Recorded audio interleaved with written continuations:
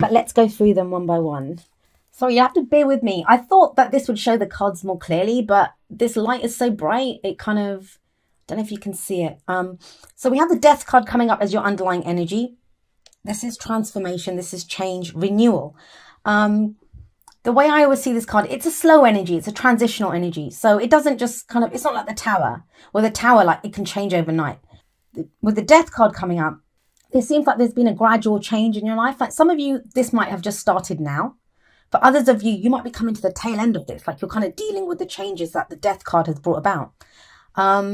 It speaks of like, you know, there might be people that have left our life, old situations that have left. We've left a job. Things kind of get removed from our life when the Death card comes up. That's why it speaks of death of the old, birth of the new. Because if you can see here, sorry, it's not very clear, but the sun is rising. So a new day is dawning.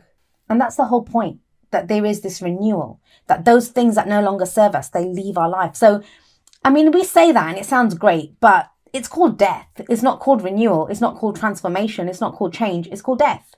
And even when we want change in a situation, even when we want things to leave our lives, we can get so used to it. As human beings, we're creatures of habit, right?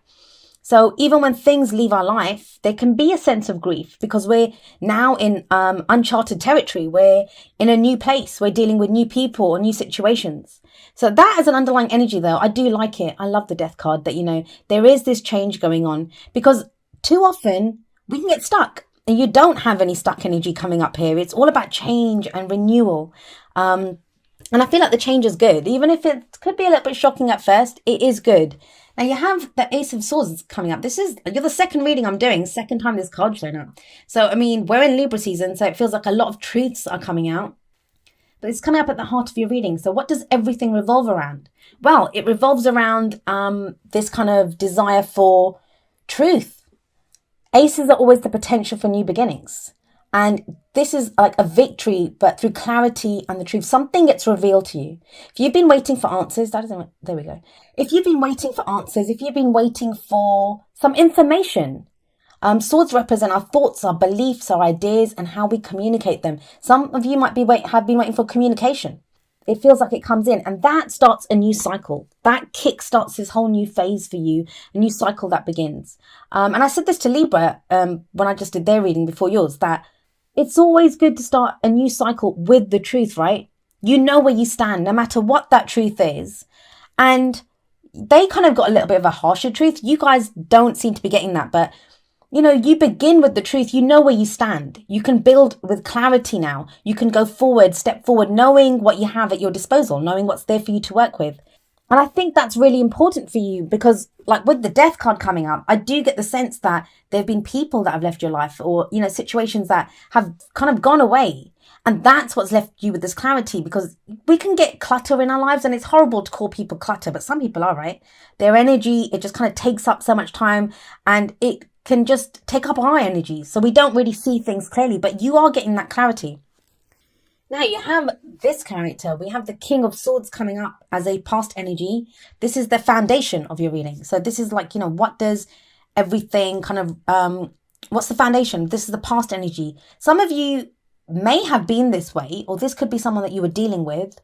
The King of Swords can represent a Gemini, Libra, or Aquarius person. That placement can be anywhere in that person's chart. So I always say take the star signs with, you know, a pinch of salt. What this kind of says more is this is someone who's very intelligent, very logical. He knows his mind and he knows how to communicate it. He can be a very good like debater. He can someone who can argue his side of any kind of, what am I saying? He can kind of put across his side of any argument very clearly. So when he comes up, some of you, this can be a solicitor, a lawyer, a consultant, an advisor, someone that we go to for advice. I'm not getting that here. I mean, it can be. For some of you, it's going to be that. It's going to be that this person is someone that you met in the past. You went and saw this person. And that's why you have the truth now. So maybe if you've had some kind of turbulent situation, something that's been changing up in your lives, you know, it might be kind of work related. Maybe you've needed advice. You went and saw the King of Swords.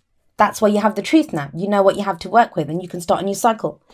For others, if this is a relationship, this could be someone like that was an ex or someone that you've met, or you become like this. I usually find with the swords card, the king and the queen, they've gone through a lot. That's why they have the knowledge. They know what to do in any given situation because they've experienced it. That's why they have the answers. Also, if you've not been able to make decisions, like if you've been called to make a choice or a decision, King and Queen of Swords, they're great energies to get when we have a decision to make, when we need to figure out something, because they're so clear-headed. You guys are a water sign, so that's cups, like emotions usually, but these two, they kind of detach from their emotions. They can step away from their emotions and just do what logically needs to be done. So that's interesting. As a past energy, like I said, that's going to be yours or someone that you're dealing with. It's a general reading, so all of the energies, they can apply to you or someone who's very closely related to your story at this time. I do think, like, because there's a King and Queen of Swords coming up, and I'll get to her in a moment, but because there's both of them coming up here, this is a couple, this is a relationship. Now, it doesn't have to be a romantic relationship because I don't really have a lot of romance cards coming up. This could be a friendship. This can be a colleague, a business partner, or like I said, an advisor, someone that you work with. But they usually go well together. So if one of those energies is going to be yours, so maybe you are more kind of truth driven, making decisions in the past. That's what's kind of going through with this death energy and coming up with, and I say death energy, I mean death card energy. I'm not predicting anyone's demise here or anything, but it's very much about logic. It's almost as if you've kind of locked away your emotions. You don't want to, you're done. You're trying to figure things out very logically. And great, good on you, because you have the Star card coming up in the present. The Star card, it's a card of hope, of healing, no matter what you've been through. And it's amazing. Like the last lot of readings I did, I talked about how the energies were great, but there was like a sticky spot that everyone hit. And I've only done Librans before you, but they got the Sun in the present. Now you guys have the Star. This is wish fulfillment. This is healing energy. If some of you, I mean, these two are coming up together. So they're both major arcana cards. There's major upheaval going on here, major changes that are taking place. But it can be difficult when you're in this to feel this. It can be difficult when everything's shifting and changing around you, when you're kind of losing people or things from your life and you're kind of feeling a little lost, feeling a little adrift. And then you're like, the Star? I'm not really that hopeful yet. Well, the Star, it's the guiding star. It's the one that guides you and it brings back hope. If there's been a kind of hopelessness, and it does feel like it's tangible, like there's something that you learn, some truth that's revealed to you, either something that you decide yourselves, like, you come to some realization yourself and that's your truth. But there's something here, I feel like it's got to do with this guy. Someone told you something. This guy is the King of Swords. And I say guy, this can be anyone's energy, really. It's more the energy of the king that we look at when any of the kings show up. But it feels like some truth has come from him because they always speak the truth.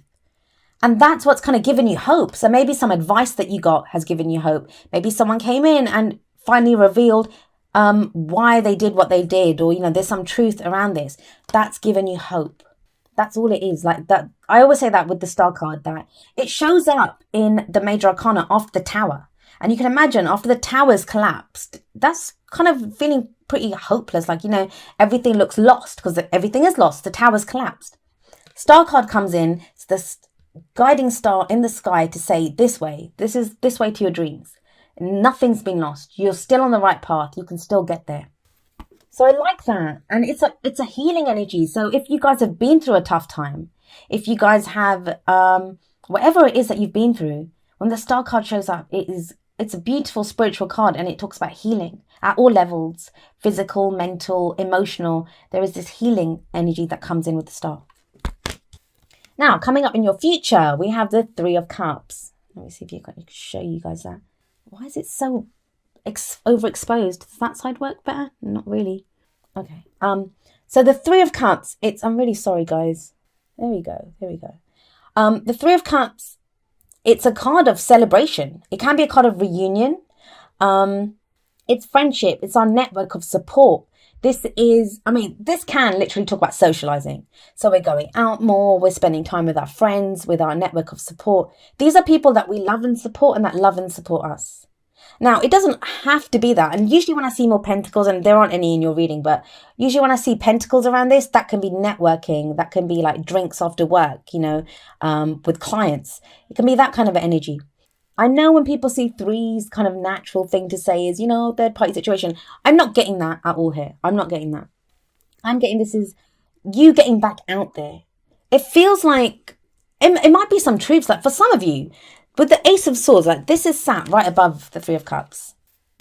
Whatever this new truth is, whatever is revealed to you, whatever this new cycle is that begins, it's either going to, if it's a relationship, it can be a reunion. This can be a reunion. Now, please don't worry. Like I always get people saying to me that, you know, I don't want my evil ex back. It won't be that. You're not exactly going to be celebrating if you don't want the guy back or the girl back. Like, do you know what I mean? So please don't worry about that.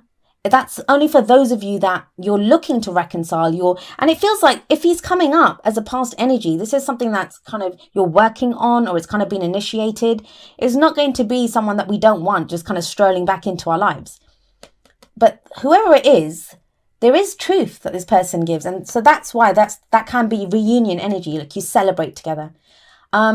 For others of you, this could be if there's been kind of problems within friendships or like a family dynamic, group of people, that gets healed and that there's a new cycle that begins within that group because of truths. It's like the air gets cleared, like, you know, everyone says their piece, everyone kind of gets on with it then, and you guys can get back to being that group of friends or interacting as a family again. Now, for a lot of you though, I am seeing this as some kind of partnership, because the crowning energy or the advice, you know, how you manifest your goals, your aims, your ambitions, we have the Queen of Swords here. So she sits right underneath this. They have these two together. And they're a couple, and they're a formidable looking couple, right? Both of them with their swords raised. This is the sword of truth. Now, the Queen of Swords, she's been through everything. I always say that. She's been through every imaginable heartache, pain. She's sometimes called a heartache queen, like, because she's been through so much. But she's turned all of those difficult experiences into knowledge. She now knows exactly what to do. She now knows what decisions to make. Like, she doesn't have a problem with that. Now, her thing and his thing as well, truth. Big thing here coming up with the truth. What is the truth? There's revelations here coming up. Some of them are going to cause, like, you know, old things to kind of fall away. But for those of you that are worried, you're not left alone. Even if there's people left, you've got a new group coming in. Some of you might be starting a new, like joining some kind of new group, a new community. But these two are a couple, and, you know, they are right on that right side as well. Like, he's at the top, she's at the bottom. So you may be, like I said, there's could be a reunion here for some of you with an air sign, or even if it's not a reunion, it's a clearing of the air. That's very much the energy here. Like, truths are spoken, things that needed to be said are said, and everything gets cleared up. Now, whether that's these two going on together, but usually they do. When I get the King and Queen of Wands suit, they belong together. But even if it's not that, even if it's just, hey, this is what I think, and then you kind of go your separate ways, it serves you. It serves you with that Three of Cups there. And the card says, extend your light-hearted energy to others. Yeah, to say that. I thought I'd misread it for a moment. But yeah, so this is kind of this, right? Three of Cups. Celebration, going out there, having maybe a glass of wine or something. But if things have been serious, if it's been about like, what is the truth here? What's the information that I'm looking for? What do I need here? With flirt, you get back to that kind of more playful energy. That's what this is, more playful energy. And it feels like that changes. I mean, the card that comes up in the present, that's the main energy for this period. So hope is returning. So I'm recording this. It's still like just, well, it's the 8th today. I'm recording this quite early. I want to make sure they're all up in time this time. But when you have the star coming up, that's your main energy for October. So you may be starting the second half of October. Feel it, like you might not totally be there, but it kind of feels like it comes in. I don't know if that made sense. Sorry, I kind of got distracted there by the date. But yeah, so we have flirt. I do think that's Three of Cups. So there's a more playful side coming in for you guys. And why not? We have your birthday season coming up. So that makes sense to me. We have, oh gosh. We have number 44, get to know each other. Learning to meet another's need for love is important for a relationship to grow. Sorry, the card, it's kind of it is distracting doing it this way. And because the way I see the video, the cards are reversed, so I can't even like read it on the screen. But yeah, if there's any two people that are going to get to know each other and talk and discuss things, it's these two. Swords. Our thoughts, our ideas, our beliefs, and how we communicate them. You probably can't get these two to shut up. Like, they're going to be putting the world to rights with their discussions. Here as well, group of friends together, you can imagine they're having some conversation. So I don't see it as a very lonely time for you. It does feel like you're moving towards this time of more people around you. And it kind of feels like it's a long time coming. It's a long time coming with this death card as your underlying energy. There we go. Chop wood.